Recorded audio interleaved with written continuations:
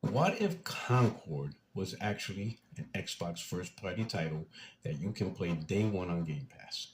See, now the problem with that is the fact that Microsoft has two games already, which happen to be free to play, like Overwatch 2 and Halo Infinite, and they're just far better experiences, man. To be honest with you, I got tired of Concord right after the beta.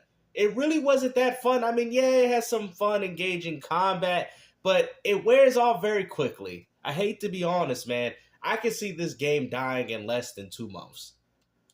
What would be your reaction to that? For those of you I mean, enjoying, I think it would be the same. I mean, the game is really not that good. I mean, it has some good moments, but the overall aspect of the game is just not that special to me.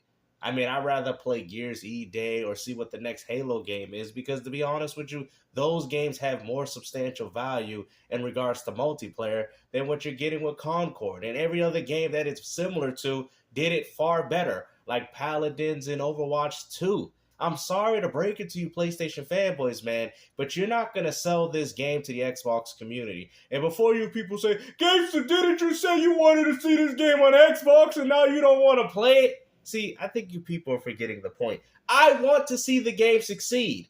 And if that's what it takes for the game to succeed by putting it on all platforms, including Xbox, then I would prefer to see that than the game to fail right off the bat. You know, this game is dead on arrival, man. I can't believe they canceled the Marvel Spider-Man multiplayer and factions for this game. Really? I thought there would have been more value if they just dropped that than what we're getting with Concord, but instead Sony wants to push these live service and subscription games, and I'm telling you, they're having a very hard time at doing it.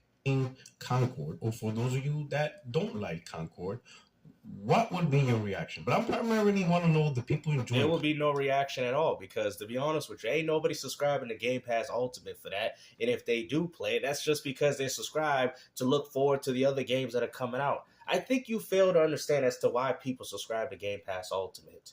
I think you fail to understand that, man. It's not because of just one game. It's a whole plethora of titles that drop day and date. So I guess you could use Concord as that excuse, but guess what? That will just be an in-between game until we finally get the end of Indiana Jones, the Blade, the South of Midnight, and the Perfect Game, Perfect Dark. Essentially the games that we wanted to play. Okay? Like, it would be a decent filler game, but even then, I mean, at this point, Microsoft already has better free-to-play alternatives anyway. Halo Infinite and Overwatch 2 as an example. Concord. Would you still feel the same about this game? Yes, I would. Would you say that this game is definitely a great catch for Game Pass? Like, wow. No, because like I said, even Microsoft has two offerings that are much better than it, and they happen to be free to play. Why would I want to spend $40 on a game that's gonna die less than a week, bro? Like, you guys are really dependent on the PC gaming community to carry this game because we already know that this game is dead on arrival, baby. Providing this game on Game Pass, that is a great first party look. And if it is, tell me, what about the So game? how come you're not advocating this for Sony? How about Sony push this through their PlayStation Premium tier like they did with Foam Stars? Maybe that might have worked out for them. But to be honest with you, people are not going to drop Call of Duty for a game like this, man. You people know it. We know you PlayStation dudes like third party. So do these Xbox dudes. But at the end of the day, at least we can say Microsoft owns Activision. At least we can say that the Xbox community has the benefit of playing these games through their subscription service. I mean, there is some form of benefit here. But when you're talking about PlayStation, what benefits are you really getting?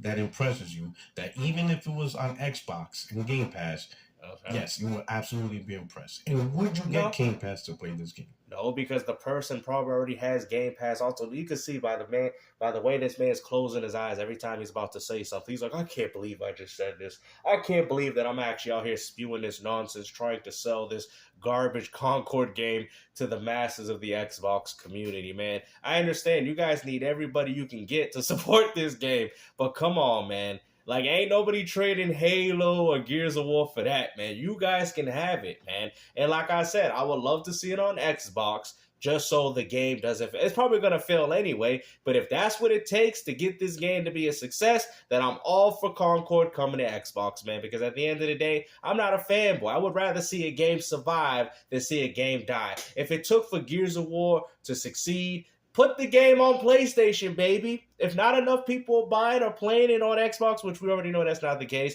then put it on PlayStation. I want to see these games stay alive, man. That is what a real gamer do. You feel me? No real gamer is going to sit there and tell you, oh, I would rather have Killzone die than to see the game drop out on Xbox. Then obviously you're not a fan of the franchise. Because if that's what it takes for Killzone to be revitalized, well, I'm all for it, baby. And I will guarantee you that I'll support that game on Xbox. I might even buy a secondary copy on PlayStation. You see? Multi-platform gaming is where it's at. And at the end of the day, console exclusivity needs to go away already, man. Because it's clearly not working.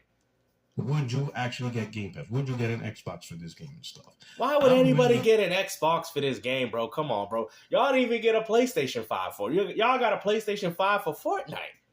Bro, come on, man. I mean, you ain't going to try to spin this narrative on us, man. You should be talking about how Sony should be pushing this game through the PlayStation Premium tier. See, this is all these PlayStation fanboys do. You always got to make it about Xbox and what Xbox would do in these given situations when you should be worried about what Sony should be doing. Should Sony be pushing this through their subscription service to make the game more appealing? Should Sony make this free to play so this game doesn't fail day and date? But no, y'all worried about what Xbox is going to do with your own franchise. That just goes to show you that you people are so caught up with Microsoft that all you people do is think about it. Interesting. It's crazy. Now, I'm not here to say, oh, there's an Xbox tax or whatever, but a good point has been made.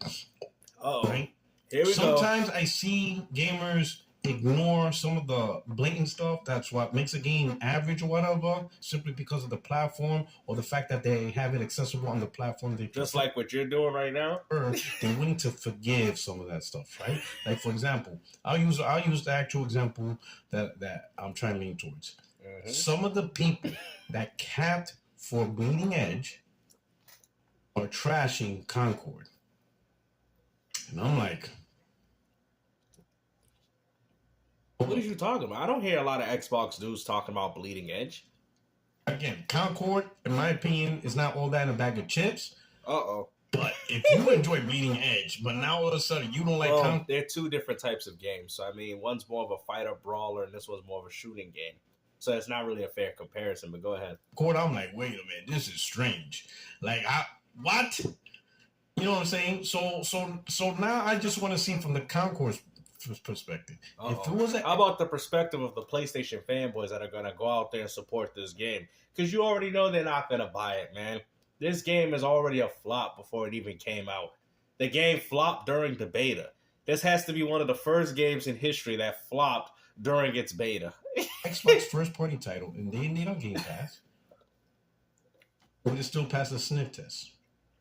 Bro, I know your brother ain't, because that man's still out here doing laundry with pantyhose on his doorknobs. You know, another point was I saw that some people feel that this game should have been added to the PS Plus Premium, at least just the premium tier. Yep. Right, as part of the service day one. Right, because they see a lot of the stuff that contains in this game is available in free to play games. So to pay $40 for something that other games have similarities to this, give or take, and are far better, and a lot of people have been playing these games for years, man. At the end of the day, this game is dead on arrival. According to them, why are they paying $40 for something that's also available for free on others? Now, of course, people are making a counter argument that because the game is $40, that the money transaction and the follow-on content... Wrong, because Paladins gives you a certain amount of free characters, and then you essentially pay for other characters within the game. Right through these champion version, bronze, gold, whatever version that you purchase, and you get additional characters for that. So I think you don't know what you're talking about. You're paying $40 for 16 characters. A lot of these games already have 16 characters from the beginning, and they're free to play. Come on, man. As compared to free to play, where you actually spend more money than just simply paying $40. You know, potential good counter argument. But ultimately, hit up the comment section and let me know. Nobody wants this game on Xbox. This was a Microsoft first party game. Day and date on Game Pass. Would you still feel the same way?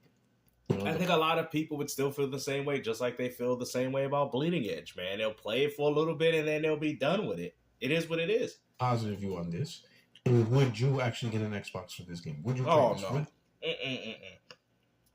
I don't, 99%, I wouldn't even say 100% of people that went there and bought an Xbox Series and a Series X, I'm guarantee you, I know that's a bold claim, 100% of the Xbox community will not be picking up an Xbox for that. We'll pick it up for South of Midnight, Perfect Dark, Fable, Gears E-Day, Blade, Indiana Jones, all these games that run 0 frames per second on your beloved platform. I think they'll pick up an Xbox for that. But I don't think nobody's picking an Xbox or the next Elder Scrolls 6. I know how you ponies love them third-party Bethesda games. They'll be picking an Xbox up for that. But ain't nobody picking up no console for Concord, man. Come on, man. Let me know. No, it wouldn't be a good game for Game Pass because Microsoft has already showed you that they can provide a free-to-play option that's better than the game that you people paid for, man. But like I said, hopefully you guys enjoyed this video, man. PlayStation fanboys out here trying to sell us on to this whole Concord nonsense because they clearly ain't buying it.